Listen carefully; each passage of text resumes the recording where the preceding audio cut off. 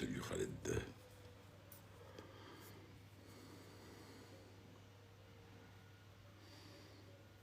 Et alors, qui avons-nous? الدب القطبي. الدب القطبي. Sadino.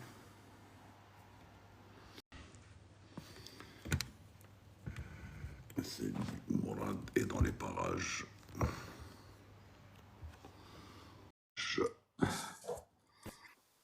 Salut Mourad. Salut Nordine. Tu vas bien? Bonjour tout le monde. Ça va? Ouais, et toi? Comme d'habitude. Salut Chanel. Salut. Alors quoi de neuf? Salam. Abdelkader. Abdelkader m'a dit la chemise. Hein. Quand tu veux voir les trucs, je vais faire ça et tu vas lire les questions. J'ai décidé de mettre cette chemise, de mettre cette niche. Parce que c'est lui qui faisait la remarque sur la chemise la dernière fois. Et lui et JB. JB, quelque chose, je dois mettre mes lunettes pour que je puisse lire. Et bien quand il doit lire, je dois faire ça. Je fais ça, je fais ma main, comme ça ou comme ça. Il va pouvoir lire. JB dans les pages. Là. Quand on parle du loup,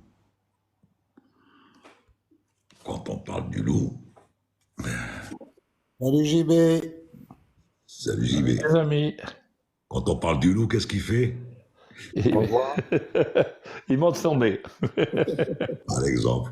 Oui, ça tient aussi.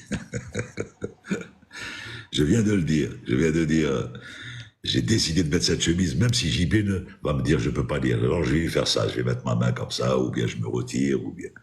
Ou le chien. Bienvenue 203. Michel. Salut Michel, salut Lies. Salut Les Liège, loups, comment les loups, vas-tu? hein. Je vais faire ça. Salut tout le monde. Tu vas pouvoir lire les questions quand je fais ça. Voilà. Toi, tu es de Zitouna. C'est quoi ça, Zitouna? Jamal Zitouna. Zitounas. Non, je pense pas. Ben là qu'il a dû voir mon DNA. Je suis originaire d'un. Après, je parlerai de mon DNA, pas maintenant. C'est pas le but. C'est Skikda. Non, je suis pas de Skikda. Mais pas loin. Les origines.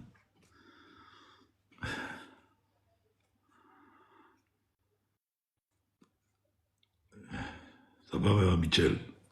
Là, tu as reçu un appel. Il y a. Non, je suis pas de Cologne.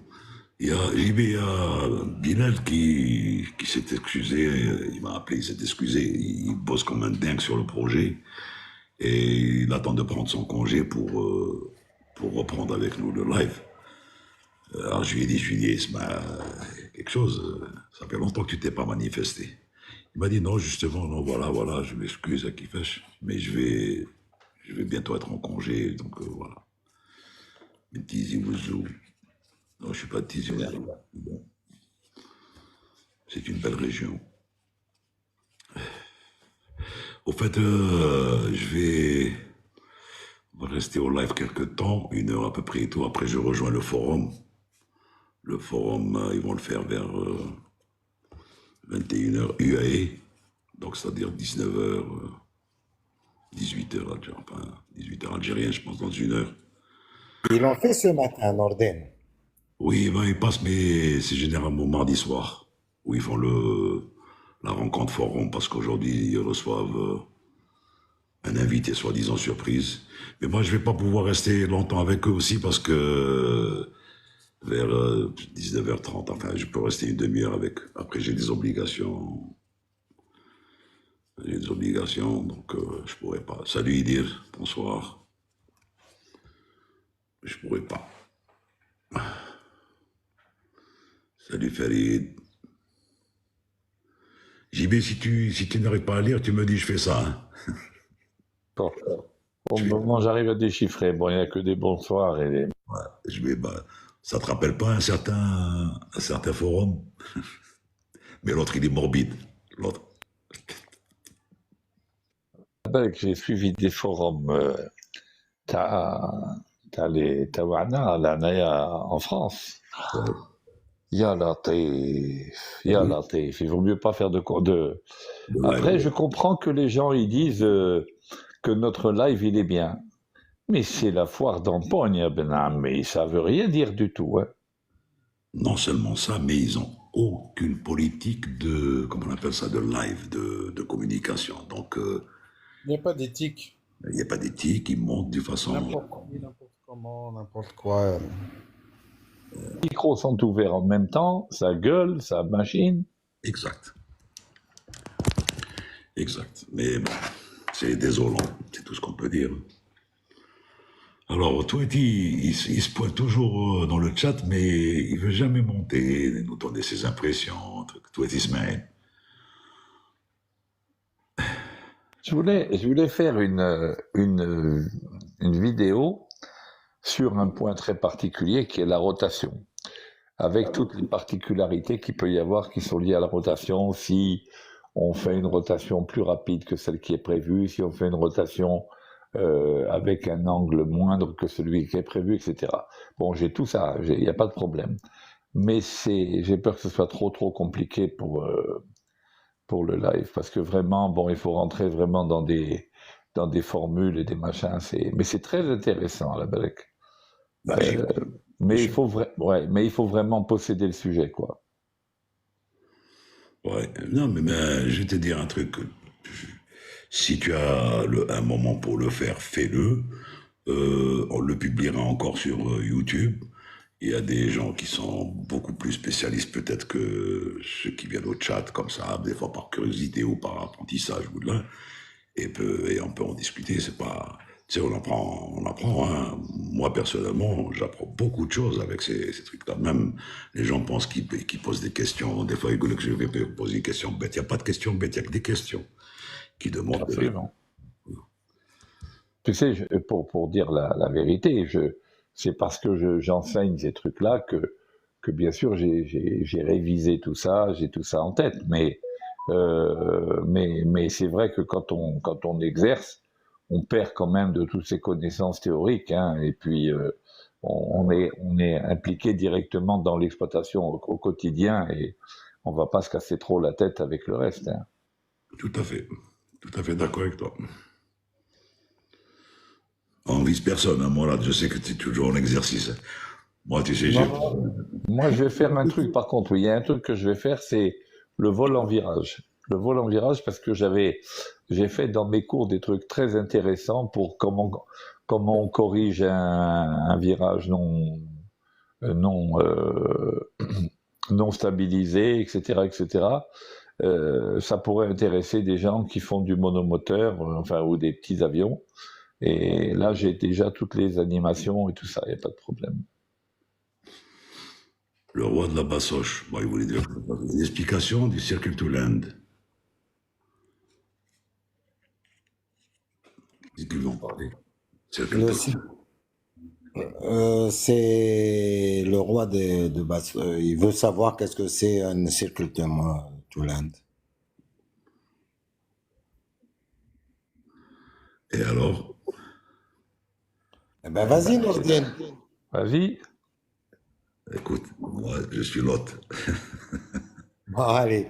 Une circle to land, c'est quand tu fais une percée sur une piste et tu dois te poser dans l'autre sens de la piste, en contre-KFU, puisque le vent est favorable. Donc, tu peux descendre sur l'implant d'un ILS ou un plan d'un VOR. Ensuite, tu stabilises au minima de la circle to land, une ouverture à 45 degrés, un éloignement de 30 secondes et tu t'éloignes en vente arrière. Ensuite, bon, on dit 45 secondes. Le plus simple, c'est de prendre la ground speed et la true speed et la différence, tu l'enlèves ou tu la rajoutes à 45 secondes et tu tournes en finale. En précisant qu'il y a des terrains où c'est pas permis de faire, Comme Marseille, par exemple. par exemple. Il faut donc rajouter juste, tu as parfaitement raison, Mourad, c'est tout simplement qu'il n'y existe pas d'approche IFR sur le QFU inverse, tout simplement. Et c'est pour ça qu'on est obligé de percer sur une piste où il y a une percée IFR et ensuite poser en vol à vue. Voilà. Et on précise aussi que la remise des gaz se fait selon euh, de la percée IFR. Absolument. Ça peut Je être me aussi. souviens d'une fois, j'avais été obligé de le faire à Alger, et il y avait énormément de vent, et on était descendu, on était à même pas, je crois, en dessous de 1000 pieds, si ma mémoire est bonne, en 727, et il avait fallu qu'on remette les gaz parce que le vent nous avait tellement déportés en finale, il aurait fallu faire une baïonnette à basse altitude comme ça, c'était impossible à jouer, et vraiment, c'est là où on voit que c'est quand même, avec un avion de ligne, c'est pas facile à faire, hein. JB, t'as pas fait mieux que Jeff, hein. Jeff, il a fait à 500 pieds au-dessus de la ville, hein.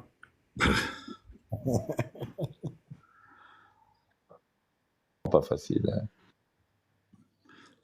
Le meilleur circle to land, c'est en tout cas Oran, en 3,30. Il est très beau. Ah, j'adore. J'adore. 5 qui te pose en 0,7. Ça, c'est. C'est quelque chose, Nourdin. Oui. Et des fois, bon, on le faisait aussi quand, par exemple, il y avait, comme disait tout à l'heure JB, quand il y avait du vent qui changeait de dernière minute, et ben, avant d'arriver au minima, et ben justement, arrêter à l'altitude de 1500 plus, l'auteur du terrain, donc et faire un circle to land. Voilà. Quel facteur influence le choix de la vitesse de croisière optimale? Ça, c'est Farid Bouazza qui pose la question. Alors, je peux répondre sur certains points, et puis avec des extensions sur ce que vous faites avec les avions équipés. Vas-y.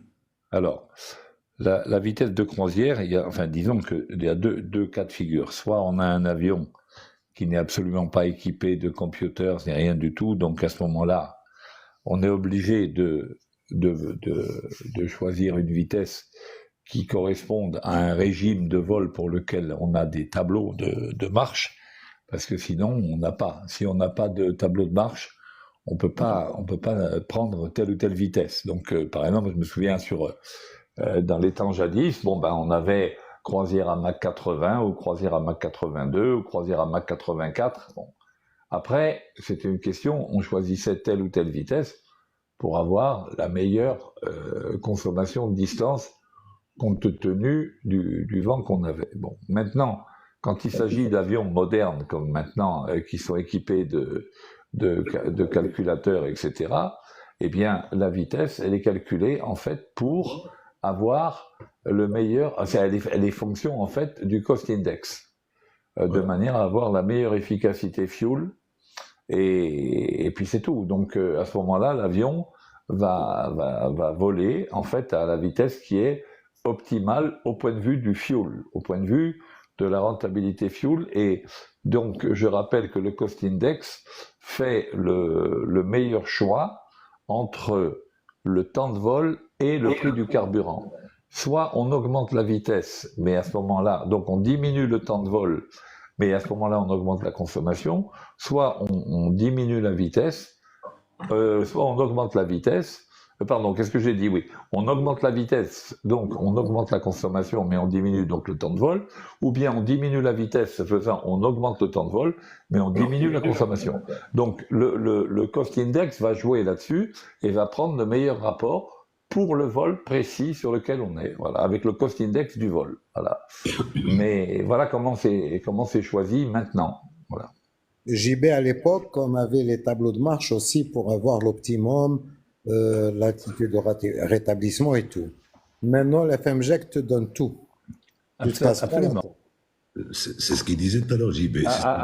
En l'absence de calculateur, on faisait par exemple du long range cruise, quand on faisait des retours, par exemple de Damas sur Alger ou quoi, on naviguait au long range. Bon, maintenant, on travaillait également sur un point très intéressant, qui était très très intéressant, c'était le wind altitude trade, où on calculait en fait, on vérifiait s'il était intéressant de monter et donc de voir la VP, la true airspeed diminuer, mais pour autant qu'on ait moins de vent de face ou plus de vent arrière, ou bien est-ce qu'il était plutôt intéressant de descendre, où on avait à ce moment-là, à un Mach donné, on avait une true airspeed qui augmentait, avec éventuellement moins de vent de face, même si la consommation augmentait légèrement. C'était un calcul très très intéressant qu'on faisait, et je pense que maintenant vos calculateurs sont capables de le faire également. Hein. Et c'est pour ça que tu avais dit tout à l'heure, je vais en parler, quoique maintenant avec les calculateurs, tout se fait d'une façon... Non, mais j'avais rajouté Norden en disant que maintenant, à l'époque, on cherchait même l'altitude de rétablissement. Ouais, Maintenant, on se casse plus la tête. Et puis, il n'y a plus de bouquins, Norden. Il n'y a plus de graphes, il n'y a plus de tableau de marche, il n'y a plus rien. à part sur la checklist où bon, ben, les parties 9, ça y est, c'est parti, les trucs, tout ça, c'est parti. À part sur la checklist où il y a, par exemple, quand il y a le vol avec la partie... Ils ont gardé encore le truc, vol avec train sorti ou pas? Oui. Ah, d'accord. J'ai toute la doc du 737-800 d'Algérie. Il y a encore les tableaux de marche et tout, au cas où ça marcherait plus, on a encore les tableaux de marche. Hein. Norden, regarde. Reliable airspeed. Maintenant, les gens, par exemple, ils fonctionnent toujours avec le bus. Exact. Fly degree. Alors que quand tu leur enlèves le bus, tu leur enlèves, tu leur dis ça fonctionne bien avec les préaffichages, ils laissent un tableau. Oui. Ok. Donc autant profiter. Donc je leur fais les deux en un. Je leur mets, je leur enlève, je le mets, je leur enlève le bus. Eh ben, c'est ce qu'il faut. Et tout ça. Pour qu'ils voient et ils sont contents après. Parce qu'en fin de compte, le bus, qu'est-ce qu'il fait? Il te rend l'altitude, c'est une altitude GPS que tu peux la trouver sur le FMJEC. La vitesse, tu te sers de la grande speed. Et le pitch, ça va être le green, la green band. Exact. En dessous, tu décroches, au-dessus, tu vas plus vite. Et il faut dire aussi que c'était pas tous les avions qui étaient dotés du bus. Jusqu'à Voilà. maintenant, ils ont changé les softwares. C'est quoi l'utilité d'un système hydraulique dans un avion? Ben, tu imagines que sans système hydraulique dans un avion, l'avion est doté de commandes. En dehors du fait qu'il y a un fly-by-wire pour les commandes électriques, de commandes électriques, mais il y a des appendices qui sortent, qui sont toujours fonctionnent à de l'hydraulique, comme le train, les volets, sorties des volets, les slats, volets, les ouvertures des portes cargo à l'hydraulique Yellow sur le 330, etc., etc. Sur un 37, c'est pareil. C'est des servitudes. L'hydraulique sert, enfin, fournit des servitudes qui sont utilisées par l'avion. Donc, voilà pourquoi on peut faire un parallèle, Ali. Je ne sais pas si tu as des C'est une notions. forme d'énergie, Norden. C'est une forme d'énergie qui actionne certaines servitudes qui ont besoin d'hydraulique. On peut faire le parallèle avec une voiture. Sur les avions du style 737-800, étant donné qu'on a des commandes par câble, si on n'avait pas l'hydraulique, l'effort à faire par les pilotes serait beaucoup trop important. Bon, on le fait quand on fait du manual reversion, mais et même sur Airbus, arrêtez-moi si je me trompe, mais bon, vous avez le manche, avec le stick, vous envoyez un input, mais au niveau de la commande de vol, il y a un PCU, il y a un hydraulique, il y a un vérin hydraulique qui manœuvre la commande. Il y a un plus petit circuit hydraulique, mais parce que de toute façon, on n'a pas trouvé mieux que l'hydraulique pour manœuvrer des gouvernes de vol qui sont soumises à des moments à des stick forces, donc des forces aérodynamiques très très importantes. Hein. Donc une gouverne de vol, je vous garantis que quand on passait en manual version sur les avions ancienne génération, il fallait avoir des muscles hein, pour le bouger l'avion. Hein, JB, ce que tu as dit est vrai parce que, par exemple, quand tu perds un moteur, ça dépend le 1 ou le 2, je parle du 330 bien sûr, tu as par exemple des ailerons et des volets qui sont mus par l'hydraulique, bien sûr, hein. Et des fois, quand il y a un problème sur le moteur, ils te disent, par exemple, les flaps sont longs plutôt.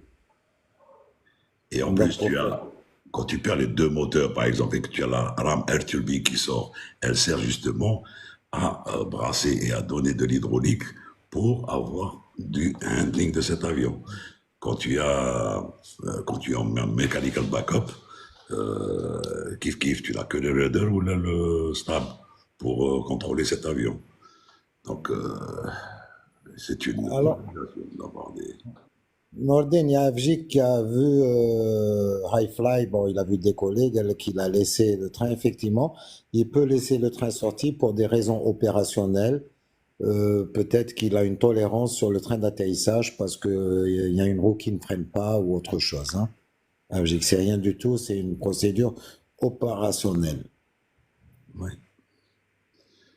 Il se passe toujours, donc, à l'exception de Airbus, passe toujours via un software. Oui. Est-ce que Flight 4 est assez fiable? Oui, mais vous allez remarquer que des fois, le Flight Radar, même il le dit, pour quelques avions et pour des raisons de sécurité, oui, il est fiable. Il est fiable, oui, bien sûr. On peut s'en remettre aux informations. Il faut avoir aussi la version payante pour que ça soit fiable à 100%. Oui, mais il y a toujours une version gratuite et version payante, quel que soit, de toute façon. Voilà. Dans pas longtemps, on va passer à la version payante, Nathaniel. D'accord, vas-y. Nordin, il y a quelqu'un qui veut poser une question. Je crois il demande à monter. C'est Pinot. Je te le fais monter? Vas-y.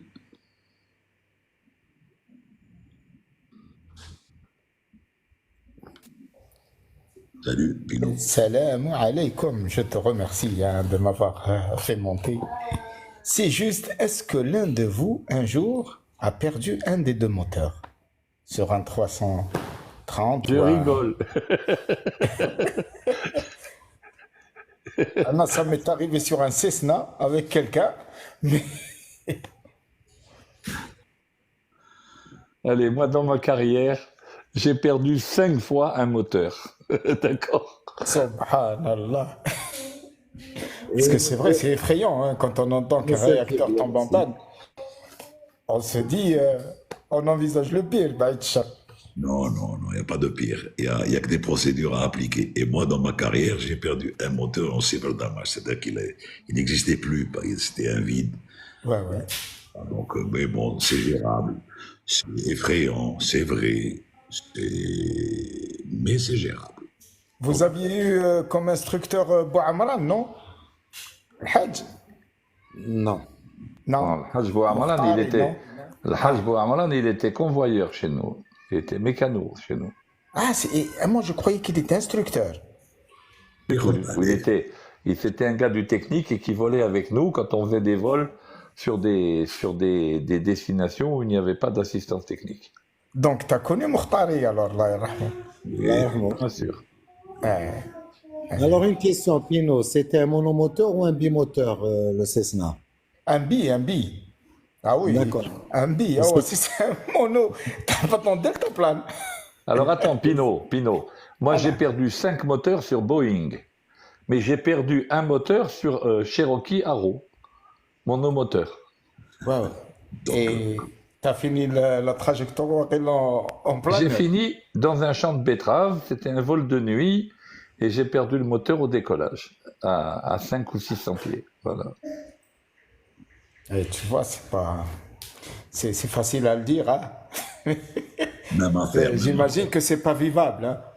Ici, c'est vivant puisqu'on est là. On est vivable et la Zelt preuve, Barak. on est là. C'est tout. Hein. La preuve, on est là. Et vous êtes toujours opérationnel ou là?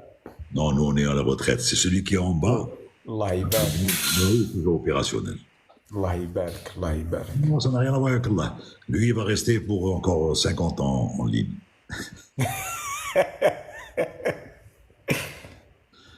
Et la panne d'un moteur, bon, moi, tout comme Nordine, j'ai eu un engine severe damage au décollage, j'ai eu un feu réacteur en finale, j'ai eu différents trucs.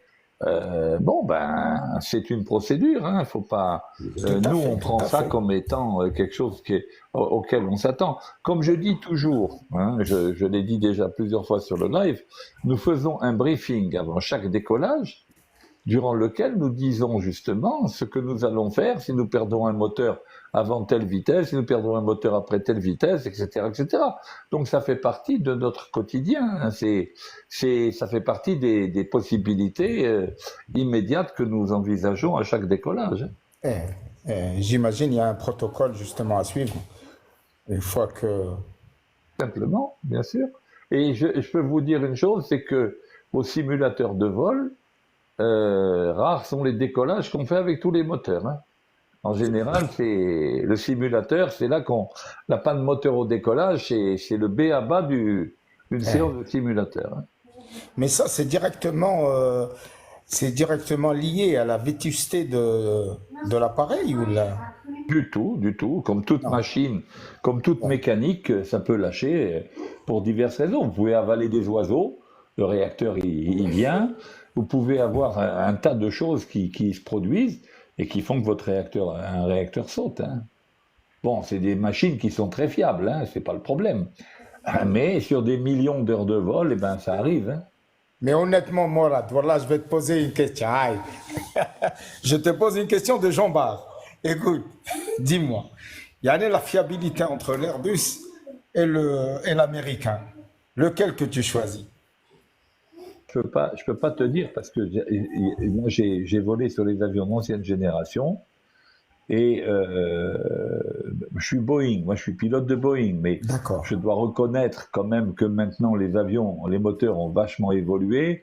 La fiabilité des réacteurs, de toute façon, c'est les mêmes réacteurs qui équipent les Airbus et les Boeing. Donc, maintenant la fiabilité des réacteurs, elle est statistiquement, hein, elle est devenue extraordinaire. Tout à fait, avec tous les capteurs, j'imagine. Hein.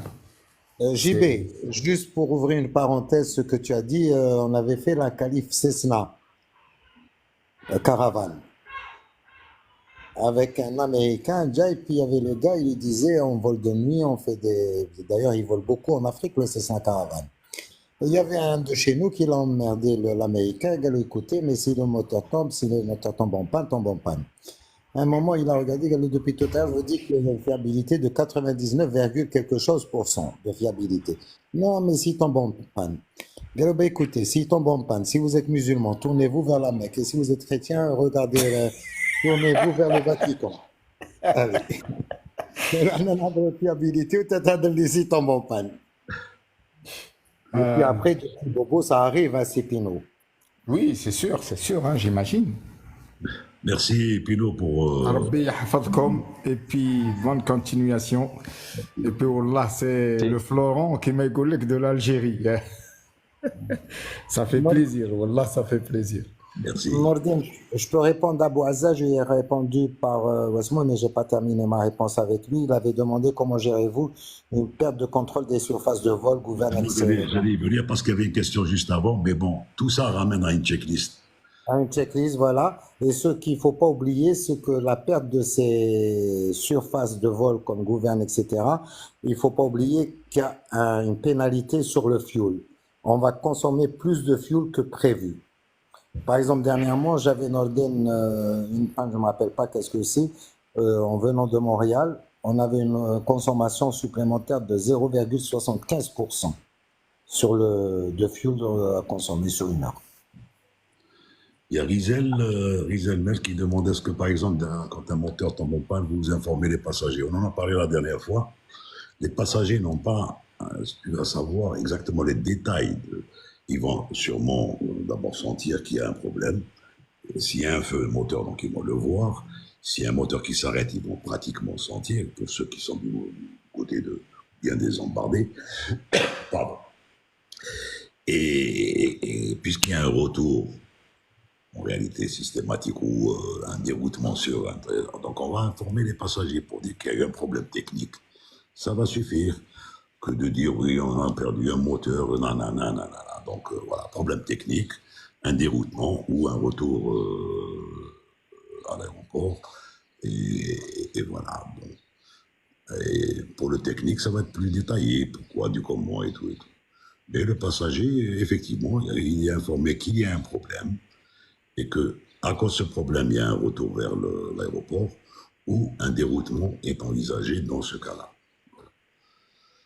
69-12, instructeur, oui, Pour, j'ai Fa- pas le code de pour Farid parole. Bouaza, qui parle de l'histoire des 737 où il faut vérifier les systèmes de générateurs d'oxygène. Oui, moi j'ai vu ça tout à l'heure. J'ai vu que Boeing demandait une vérification des 2600 systèmes avions. de générateurs de tous les. Je ne sais pas si Air Algérie est concerné, mais bon, Non, voilà. il y a 2600 avions JB, hein. D'après l'article, c'est Ouais, 2500 Boeing ouais. qui sont concernés. Maintenant, lesquels, on le saura. Alors, il y a une information, à partir du 15 juillet, il y a une équipe de Boeing qui vient en Algérie. Et qui Et, vont voler dans nos avions avec les équipages sur 37. Voilà. exactement, des vols d'observation sur une quinzaine de jours à peu près pour les procédures, ceci, cela. Bon, moi, je suis intimement convaincu que c'est lié un petit peu à l'achat des 37 Max. C'est beaucoup plus pour assurer les trucs. Et d'ailleurs, c'est une très bonne chose qu'ils viennent pour voir déjà le travail en équipage, comment que c'est fait. C'est pas un audit, hein. C'est ni un audit, ni un check, ni rien. C'est une façon d'échanger un petit peu les procédures et comment ça se travaille, comment ça se fait et tout. Voilà, juste pour information. Moi, je trouve que c'est une bonne chose. Ils devraient faire aussi ça pour Airbus. Bon, je pense que Ouais, Airbus, non, Airbus, il le fait régulièrement, Norden. il est Ils l'ont toujours fait. là-bas, le gars représentant avec. Je ne sais pas. Norden, depuis que je suis pas dans l'encadrement, je ne sais pas. Mais Airbus le fait régulièrement. Et C'est ceux bon. qui a de Airbus Norden, tu as été d'ailleurs, et chaque année, il organise des séminaires dans toutes les, Oui, que ce soit pour le technique, Ops, Flight Ops, tout, tout, oui. tout, tout. Safety aussi. Ils font le safety chaque année aussi. Charles Lindbergh, 25 mars, traverse de l'Atlantique 1927, Paris, Mico. C'est vrai que les hublots doivent obligatoirement rester ouverts à tout moment. Non, c'est pas une obligation. C'est pas une obligation. C'est une recommandation. Des fois, il y a des PNC qui vous demandent de laisser les hublots ouverts. Ça, Nordin, il doit voyager avec Ryanair. Chez Ryanair, oui. Ils demandent obligatoirement à ce que les hublots restent ouverts. Enfin, le cover de l'hublot soit élevé. Ça, j'ai déjà vu. Ryanair le fait. Pourquoi, je ne sais pas. C'est C'était à leur- l'époque, Norden, quand on faisait Wirgla et Team Bluff, Ça, c'était exceptionnel. Ça, c'était c'était exceptionnel, voilà, qu'on était obligé de fermer les hublots. ça, c'était Pour des exceptionnel. raisons de sûreté. Ouais, Ouais. sûreté, trucs et tout. Mais là, Ryanair, moi je te dis, Ryanair le fait systématiquement. Si tu t'amuses à mettre ton hublot, tu le fermes, le steward vient te dire relever le systématique, hein, de jour comme de nuit. Hein. C'est leur procédure. En ce moment, ils sont en perte de 9%, j'espère que ça va remonter. Je sais pas qui c'est. Canada le font aussi. Canada le font aussi, je ne savais pas. 350 Air Algérie, Yanis, je ne pense pas qu'il va y en avoir 350. Air Algérie, Il est en phase, ils attendent une réponse. Pour l'instant, il est en phase d'annulation. La réponse n'a pas été donnée par Airbus. ouais. Donc, mais Algérie n'est pas intéressé pour le 350 du tout, du tout, du tout. Parce que 2, c'est trop peu. Et il faut acheter un réacteur. Et un réacteur, c'est 3 ATR, Norden. C'est le prix de 3 ATR. Ouais, mais bon, je pense pas qu'il faille réfléchir de cette façon, mais bon. Non, ils ont réfléchi sur le plan technique Norden. Ça leur fait 3 types de réacteurs. Il y a le GE, le Trent et le Rolls-Royce. Comment voilà, c'est toi qui poses la question, c'est une chose. Comment les systèmes redondants contribuent-ils à la sécurité hydraulique? On a plusieurs circuits hydrauliques, Il y a 3 cercles. simplement. Généralement, les commandes de vol, par exemple, sont alimentées par 2 circuits hydrauliques. Si je parle des avions classiques, hein, Ouais. style 737, etc., avions classiques, vous avez 2 circuits hydrauliques qui alimentent les commandes de vol principales, c'est-à-dire les ailerons, la profondeur et la direction. Et vous avez en plus de ça un circuit hydraulique stand-by qui alimente en plus la direction. C'est-à-dire que même en cas de perte des deux circuits hydrauliques principaux, le A et le B, vous avez encore le circuit hydraulique stand-by qui va alimenter la gouverne de direction. Voilà. C'est comme ça que la Plutôt sur, redondance s'exécute. voilà. Et JB sur 330, il y a 3 Et sur les circuits. trois, voilà, exact. On a le vert, le bleu et le jaune. Et sur 350, ils sont passés à 4 circuits, mais ils sont redondants. Et je crois qu'ils ont enlevé le jaune. Il reste que le vert et le bleu. Si je n'ai pas... De toute façon, il faut que les gens comprennent que les avions sont conçus de telle manière que pratiquement il est impossible de les prendre en défaut. Je peux vous garantir, vous savez, quand on fait les qualifications de type, on apprend comment fonctionne notre avion et tout, puis on essaye toujours de voir où est la faille. On dit oui, mais si on a ça qui est en panne, plus ça qui est en panne, machin, alors on s'aperçoit que de deux choses l'une, soit la panne qu'on envisage, elle a déjà été prise en compte et donc il y a une redondance qui en tient compte, ou bien la panne qu'on envisage, elle a une probabilité d'occurrence qui est tellement faible qu'il n'y a aucune chance pratiquement pour qu'elle se produise. Donc dans tous les cas de figure, croyez-nous, un avion c'est vachement bien conçu, c'est super bien conçu. Et je te dirais encore que on est même arrivé à inventer des pads au simulateur pour faire des combis qui n'existent pas sur le truc, et pour voir la réaction et pour voir comment s'en sortir.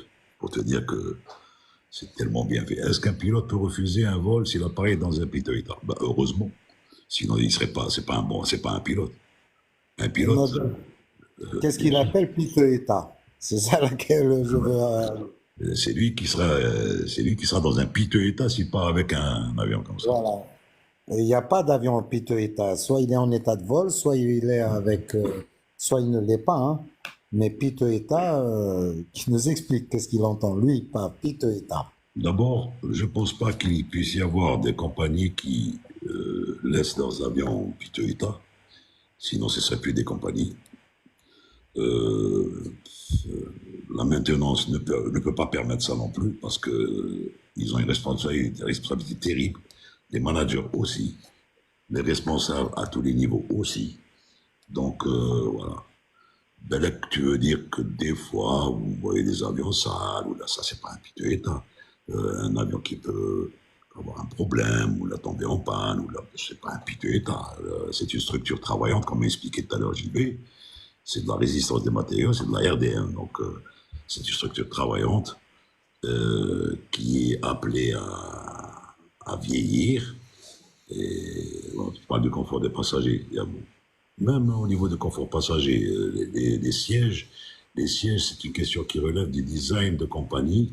Et ils sont. D'ailleurs, ce que j'ai appris la dernière fois, je ne sais pas si Mourad va confirmer ça, la plupart des cabines ont été changées. Voilà. Ça va être, Nordine, ça va être changé en fonction des arrivées des néos. Ils enlèvent un avion, ils font ils travaillent. Voilà, ils vont mettre les cabines, ils vont les mettre au standard des cabines néo. Exact. Il y a Jamel qui dit quel genre de panne peut provoquer un crash directement. Aucune panne à elle seule ne peut provoquer un crash. Un crash ne se produit que quand il y a une conjonction d'événements qui font que toutes les défenses dont l'avion est équipé, dont le système globalement, pour parler plus globalement, dont le système est équipé, quand toutes ces défenses se retrouvent prises en défaut. Si vous regardez bien, même quand vous regardez sur la télévision, quand vous regardez Crash Investigation, etc., vous verrez que c'est toute une succession d'événements qui, pris un par un, n'auraient pas provoqué un crash, mais parce qu'ils se sont produits au cours d'une même séquence, a provoqué un crash. Voilà.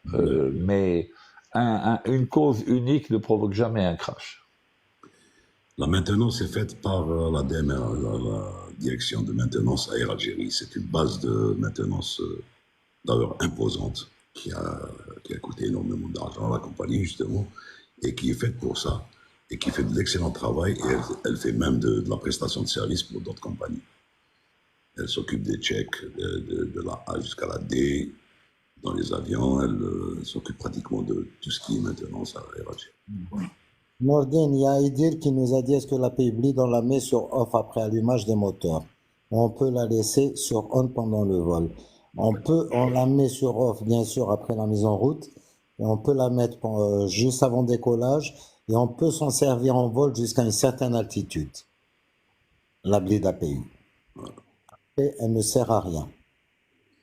On ne peut pas la mettre. Il y a des altitudes à respecter, il y a des limitations. La personne qui nous parle du cas du Concorde. Le crash du Concorde, il est dû, lui aussi, à toute une succession de problèmes. Il y a eu la pièce qui est tombée de l'avion qui a décollé avant lui, déjà. Cette pièce, il s'est trouvé que, par le plus grand des hasards, le train principal a roulé dessus. Il s'est trouvé même que cette pièce, qui d'origine était une pièce en aluminium et qui avait tendance à casser, elle avait été dans la compagnie dont l'avion avait laissé tomber cette pièce. Il y avait un gars qui avait dit on en a marre que cette pièce tombe à chaque fois. Il l'avait réusinée en acier inoxydable.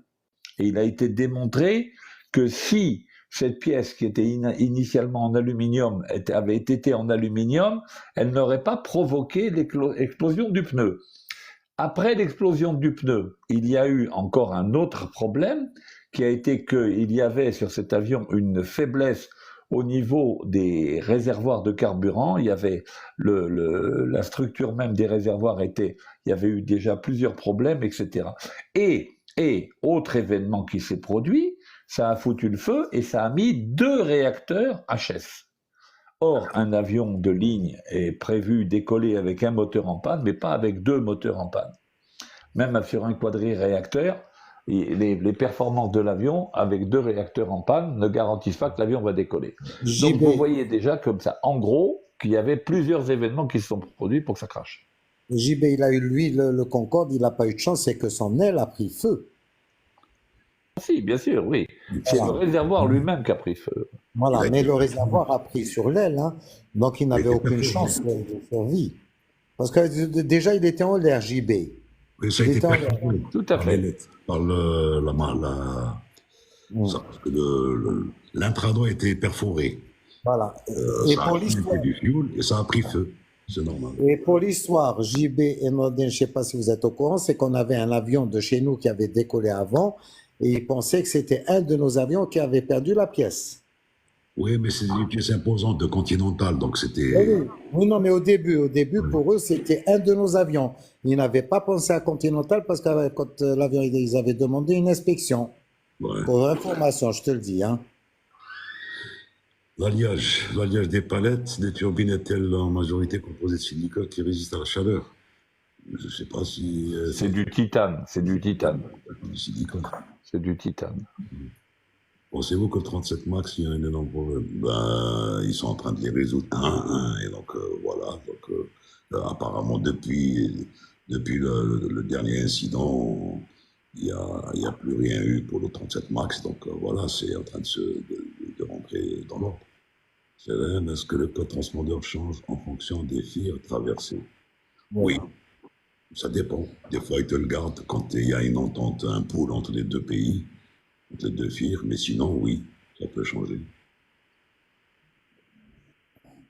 D'ailleurs, quand on décolle sur Paris-Nordin, on le change avec Barcelone et après on garde le même jusqu'à Paris. Il y a un pool qui est entre les 2 pays, donc voilà. Pour répondre à Farid Bouaza à propos de l'évacuation, bon, pour la certification d'un avion, l'avion est certifié en matière d'évacuation lorsqu'il y a le nombre maximum de passagers admissibles et que l'on évacue par la moitié des issues de secours, et l'évacuation doit pouvoir se produire en 90 secondes. Voilà les critères de certification d'un avion. Maintenant, dans la réalité, quand on évacue un avion, on va pas prendre un top chrono pour voir si on respecte les 90 secondes. L'avion, il a été certifié comme ça, et donc on peut espérer que ça va bien se passer. Voilà, c'est tout. N'oublions pas non plus que la certification se produit avec le nombre maximum de passagers admissibles, le NMPA. Or, la plupart des avions, en réalité, ne volent pas au NMPA. On vole avec des configurations cabines qui sont bien inférieures au NMPA. Voilà. Mais en tout cas, une évacuation, pour ma part, j'ai déjà fait évacuer mon avion. Je ne sais pas en combien de temps on a évacué. Ça a pris très peu de temps de toute façon. Mais c'est pas ça le concerne. C'est pas ça le point sur lequel on se sent obligé. C'est de faire sortir les passagers le plus vite possible et par les issues de secours qui sont disponibles. C'est tout. Et en sécurité surtout, bien sûr, pas de panique, pas de trucs, parce que ça peut arriver, hein, une évacuation. Donc, il faut écouter les consignes du personnel navigant commercial qui est à bord et qui oriente les gens. Bon, au moment de panique, c'est pas facile de le dire, mais au moment de panique, les gens vont dans tous les sens.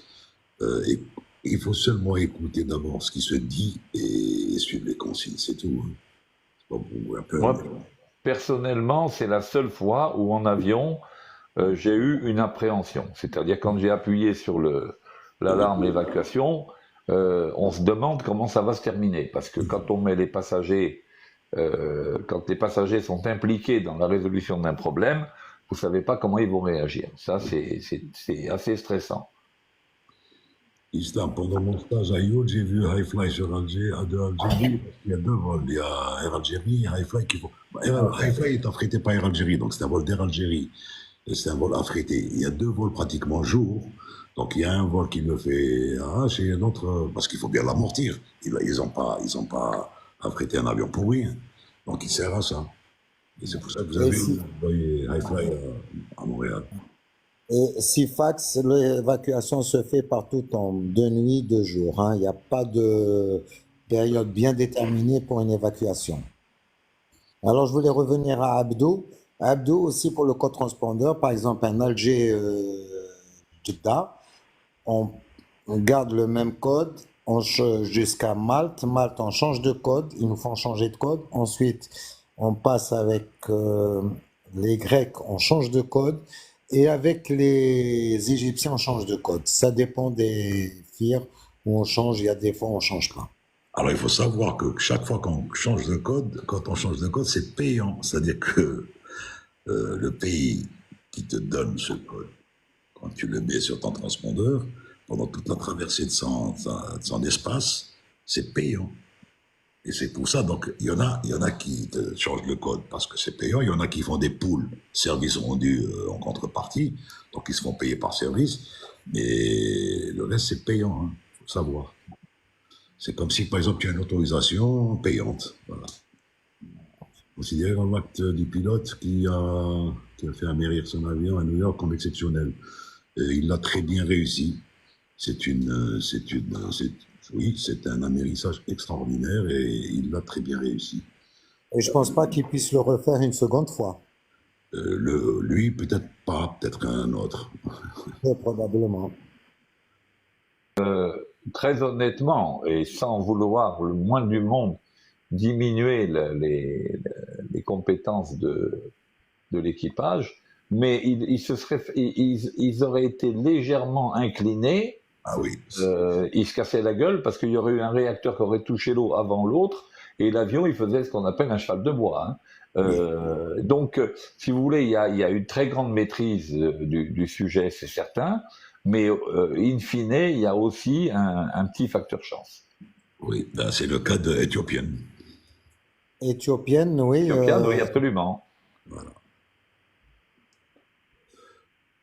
Le traitement d'avion, oui, quand même. C'est la période estivale. Donc l'affrètement est de mise. Et ne pensez pas que l'affrètement coûte excessivement cher, au contraire. Ça fait partie du management d'une compagnie. C'est des études de coûts. Et quand il loue un avion comme ça, bah il est rentabilisé. Je pense qu'il fait, je sais pas combien, 220 heures ou 240 heures par mois. C'est ça, voilà, ou Je ne plus. peux pas te dire, Nordin. En général, les affrètements ACMI, c'est Ouais, sur la base de 240 heures mois. donc c'est ça. Le tarif est établi pour 240 heures mois et ensuite il est dégressif au-delà de 240. Ben voilà. Et voilà. Alors là, t'es qu'un rien que pour avoir un ordre d'idée. Si tu as une voiture à toi, en coût de maintenance, de fuel, de trucs pour te déplacer à droite à gauche, et tu vas par exemple chez une des sociétés prestatrices de services pour te louer une voiture, et tu fais un calcul tu fais une espèce de calcul, et tu vois si louer une voiture te revient moins cher que d'acheter une voiture. Et c'est pour ça qu'ils se bataillent pour te louer des voitures, des sociétés de location. Voilà. C'est à peu près un parallèle, hein, mais bon, c'est pas tout à fait ça. Ça coûte cher un avion à louer, mais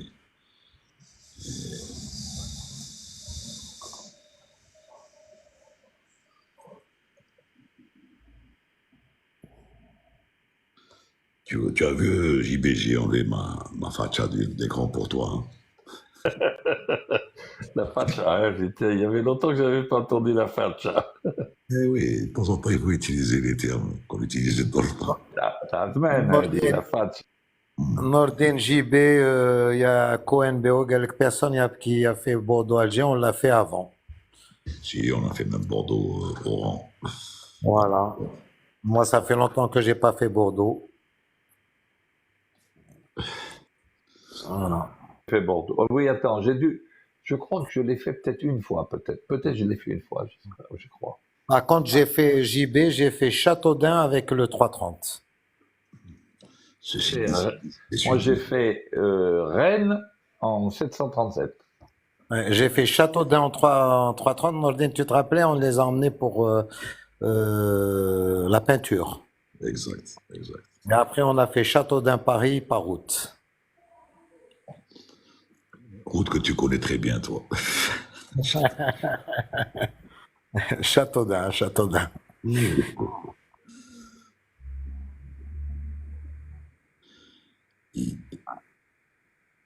La répartition du poids est-elle toujours de mise, vu que les sièges sont réservés en ligne? Est-elle- Eh ben, il joue sur la partition des bagages, Nordin, hein. Exact, c'est ça. Voilà. Faiz Bouazza, tu as de bonnes questions. J'ai l'impression que tu es avec nous. Non, mais c'est bien, moi, je Ah sais oui, j'apprécie. Non, non, il a de bonnes questions. pas. Salut Tarek. Un Tariq. revenant. Tariq Derouiche, en ligne. Salut les amis. Salut Talek, comment vas-tu? Salut Morad, salut Nordin, salut JB. Bonjour à tous. Salut. Tu es à Toulouse, là. Non, je suis à Alger.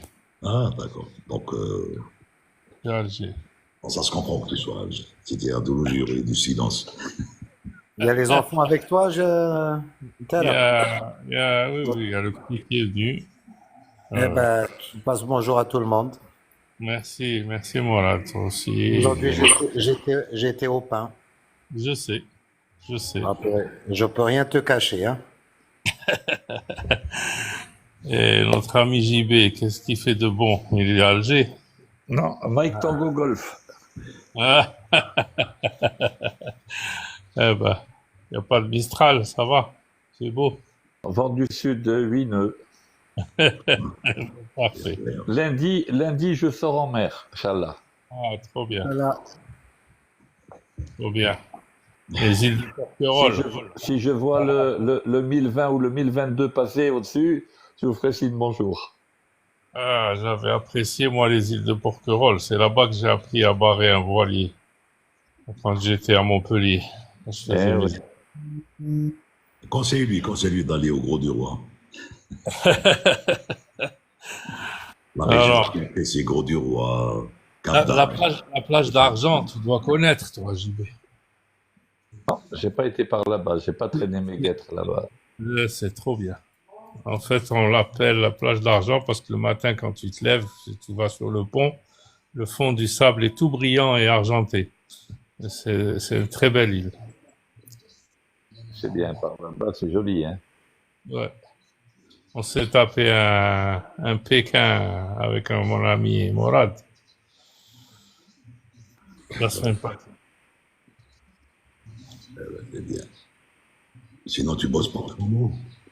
Non, le programme est relativement léger. Je vais à Montréal le 16. Après, j'ai 3 paris. Voilà, c'est tout. Ouais, il n'y a pas grand-chose. Bah, écoute, je peux te prendre un pari, tu voulais t'en débarrasser. Pas de souci, je m'en fous. Je m'en fous. Pas de باش souci. نجيب المعلمة باش نجيب المعلمة. Pas de souci. Tu m'appelles. Tu m'appelles tout à l'heure et on s'arrange. Pas de souci. Parce que Sinon, bien pour toi. le Zobour, il a été annulé dans le Tarak. Je sais. Je sais. J'ai rencontré quelqu'un hier qui était très mécontent. Ils l'ont arrêté, le Jobourg, non? Oui, oui. On reporte soi-disant en novembre, mais je pense que moi je Non, pense il qu'il va faut faire- aller lorgner d'autres lignes plus intéressantes, style Zanzibar, style du côté de plus à l'est de chez nous, quoi. Et qu'en est-il de Caracas? Caracas, non, il va jamais se faire, Norden, officiel. Non, mais on devrait viser, c'est mon avis perso, hein, même à des gens plus adeptes à réfléchir à des destinations. D'abord, où il n'y a pas de visa. Et en coalition avec des agences de voyage en Algérie qui font beaucoup de travail. Hein. Tu as Hong Kong, tu as Cuba, tu as... Cuba, tu as Zanzibar, tu as la Malaisie, où il y a beaucoup d'Algériens qui partent. Il y a le hub de Dubaï et de Doha. Et surtout Zanzibar, où il fait beau toute l'année, il n'y a pas de visa, les amis. Ouais, mais ben, maintenant, il va falloir trouver... Non, pour ces lignes-là, il faut trouver preneur. Tu sais, je vais te dire, j'ai l'impression, parce que j'ai vu un petit peu le conseil des opérateurs touristiques, et je vois leur proposition, c'est toujours la Turquie. Via la Turquie, ils vont en Azerbaïdjan, ils vont dans les pays là où ils pensent Ouais. ressourcer. Et bon, ça c'est pour ne pas rentrer trop dans un débat stérile.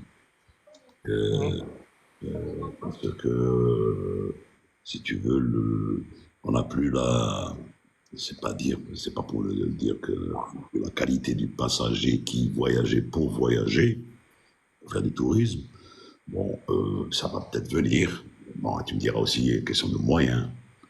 C'est une question de moyens parce que, écoute, Oui, c'est sûr. ben oui, c'est quand tu fais tes comptes, Où est la devise? le gars il part en famille, tu as compris combien ça va lui coûter. Bon, donc, Ouais. alors, j'y vais, plongée sous-marine. Il lui a répondu à Boisin. Pourquoi ne pas opter pour des liaisons et pas que pour les Algériens? Oui, c'est ce qu'il disait tout à l'heure.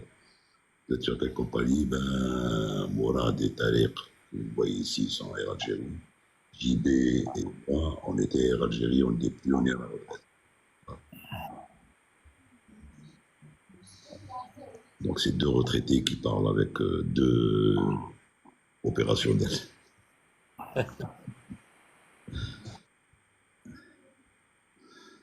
Mais dans le chat, est-ce que vous avez remarqué que JB et moi, on a quand même des voix qui tiennent la route parce qu'on n'a pas trop forcé dans le micro. Et Mourad et Tariq, ils sont fatigués quand ils parlent. Non, pas du tout. Je parle, je suis bavard, Nordena. Non, bavard, je sais que tu l'es. Oui, je voudrais juste répondre à Boisa, à Farid Boisa, là. Oui. Le problème n'est pas du tout le même. Le problème n'est pas du tout le même. Les paliers de décompression que l'on fait quand on fait de la plongée sous-marine, c'est pour désaturer le sang de l'azote. Je m'explique. Lorsque l'on plonge avec des bouteilles, pour pouvoir respirer, il faut que pour qu'on puisse gonfler nos poumons sous l'eau, il faut que la pression de l'air qui est dans la bouteille soit supérieure à la pression hydrostatique que l'eau applique sur l'extérieur de nos poumons. Et c'est pour ça qu'il y a un détendeur sur les bouteilles. Ce détendeur, en fait, délivre une pression d'air dans le respirateur qui est supérieure à la pression hydrostatique. Et donc, notre corps absorbe de l'air sous pression.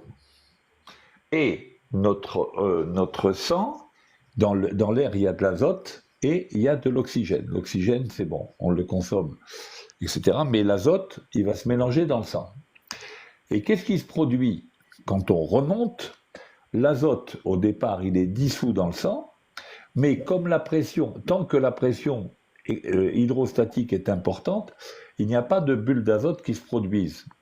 C'est exactement le même principe que la bouteille de limonade.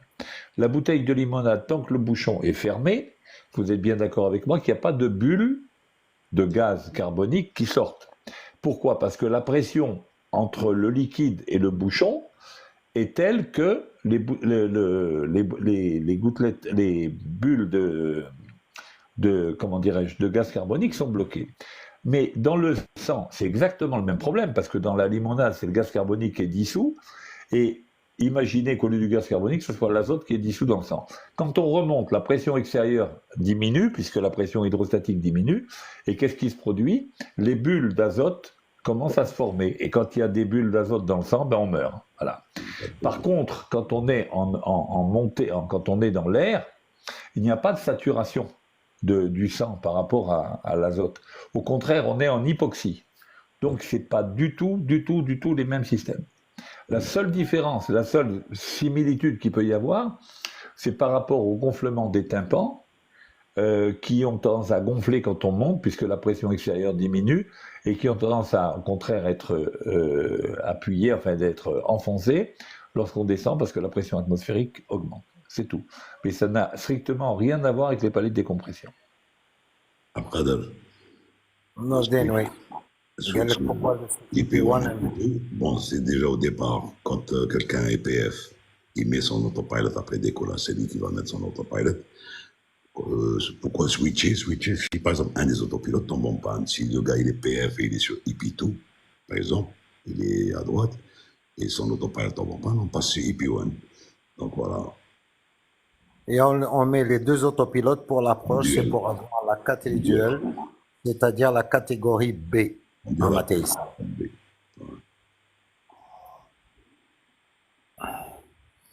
Tu es docteur JB Nordin Tarak? Oui. Bonjour. Il y a une différence. Et la différence entre un chirurgien et un pilote. Ben, toi de nous le dire. Le chirurgien, s'il rate son coup, c'est le malade qui paye. Le pilote, s'il rate son coup, c'est lui qui paye. Très bien, mais alors, donc, moralité, le chirurgien n'est pas au bout de son bistouri.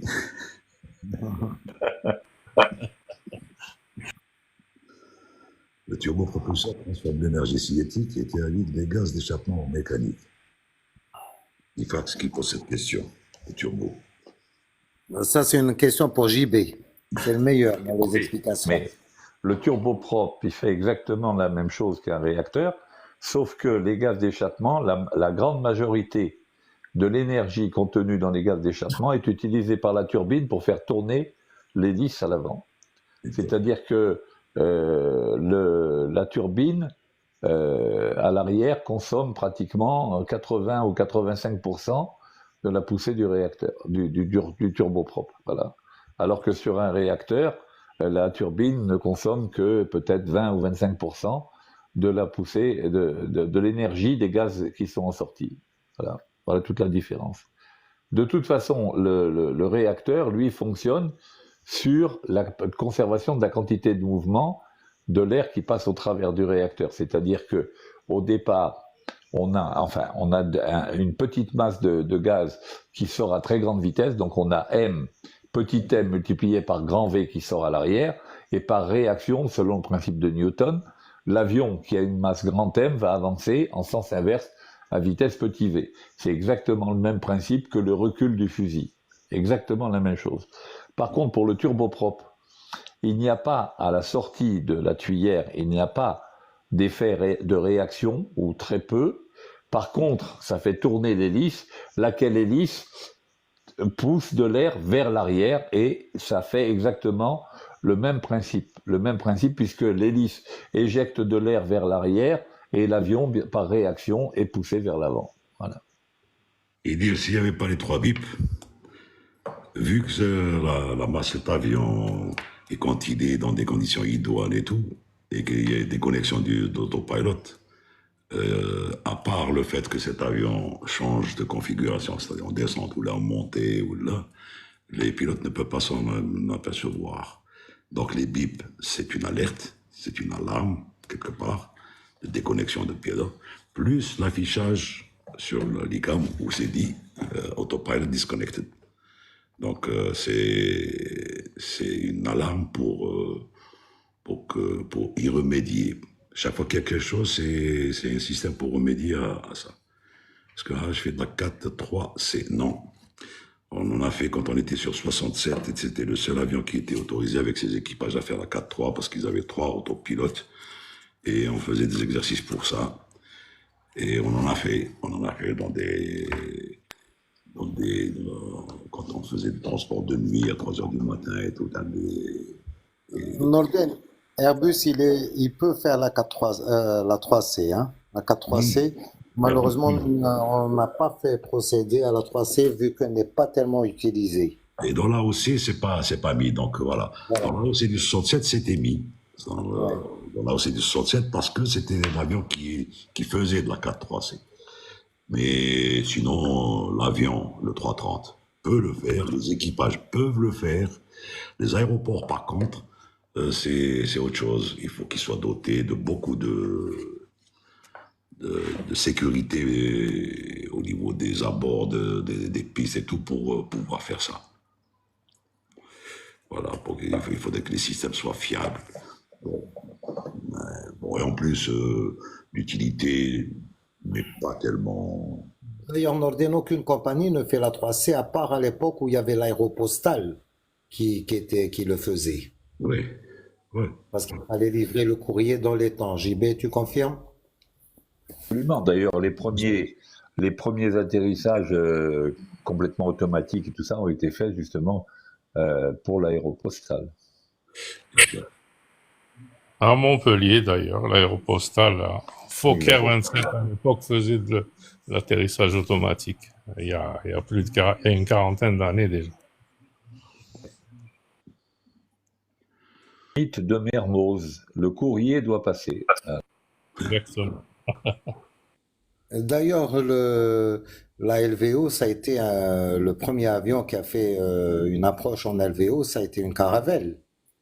Ça a été les Français qui ont lancé ça. Absolument. Air Inter a basé pour beaucoup ses opérations là-dessus, justement, parce que pour pouvoir concurrencer le train, il fallait qu'il soit sûr de se poser pratiquement à tous les coups, quoi.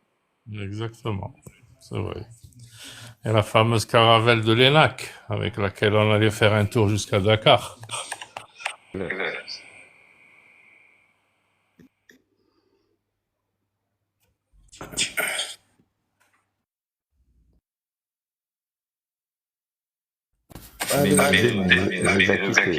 Non, non, non. Ils m'ont envoyé un lien. Mais bon, apparemment, ils n'ont pas encore commencé. Je suis encore là.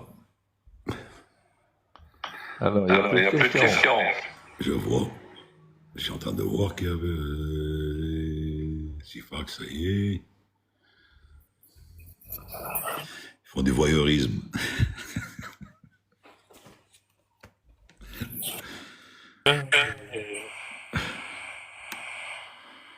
Bon, on va se mettre à l'écran, puisqu'il n'y a plus de questions. Donc, il n'y a pas de dire quoi que ce soit. Télé n'a pas de caméra non plus. JB n'a pas de caméra non plus. Morad a la caméra. On va voir ça.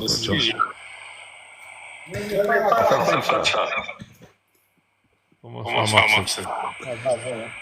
Ah,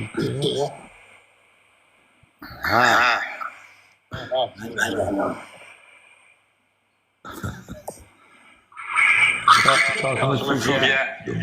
quand j'ai vu Mourad arriver à la compagnie, tout jeune, tout maigriot, Avec cheveux. avec des cheveux. Tu es aux toilettes? T'as pas honte? Non, je rigole, je rigole, je rigole, je rigole. Je rigole. Ah, tu es en discothèque, ça y est, j'ai compris, c'est bon. Je joue disco. Comment tu mets Pourquoi l'Air Algérie n'a pas de grand avion comme 380 ou Boeing 747? Parce qu'elle n'a pas de marché pour. Tout simplement. Elle n'a pas de marché pour.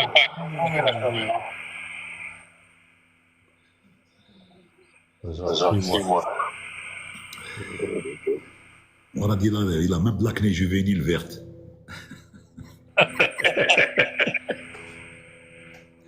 Est-ce que l'aéroport d'Alger est équipé d'ILS? Oui.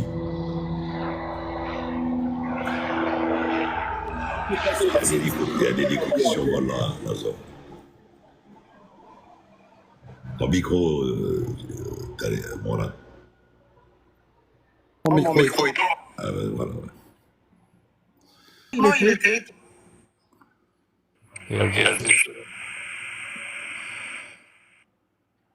J'ai l'impression qu'on a un retour de ton micro, Nordine. Ben, Oui. Bon, moi, je vais m'habiller parce que je dois sortir la maman. Je l'invite à dîner. Eh ben, tu lui donneras le bonjour à la maman, tiens. Je ne manquerai pas, JB. Voilà, si elle se rappelle de moi. Oui, elle se rappelle. D'accord. Personne Ok. ne t'a oublié, JB, personne. Merci, Thaler, merci. Nordine, tu sais où je vais aller? Mèche. Tu sais où je vais aller? Non, mais j'imagine. passe un bonjour au bon gibier, il va au bon gibier. Celui qui est sur Alger, il va le voir là-bas. Il va au bon gibier.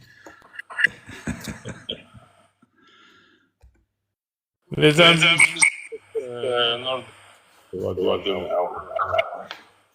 JB aussi. Tout le monde va aller regarder le match maintenant. Ouais. On va en faire autant. Allez. Alors, ciao à tout le monde. Et puis à jeudi, Inch'Allah. Merci. Salut, les gars. allez, ciao, Mourad. Ciao, Nordine. Allez, au plaisir. Ciao. Au revoir. Un plaisir demain, enfin jeudi. Ciao, ciao.